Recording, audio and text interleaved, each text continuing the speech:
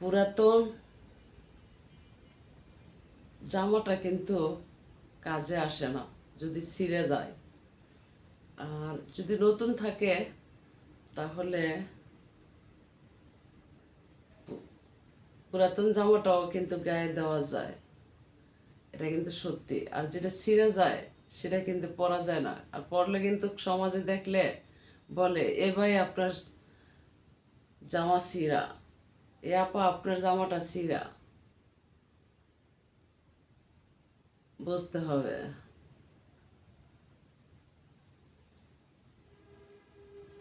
ঝাড়ে বাবি দিবানিশি সৈগ তারে পাব কি, আমার মনের দুঃখ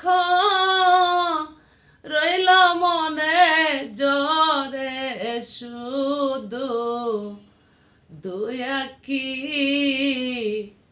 তারে হে পাব কি, বিচ্ছেদ জ্বালা আনিয়া বুকে আমি কেমনে বলি নিজের মুখে,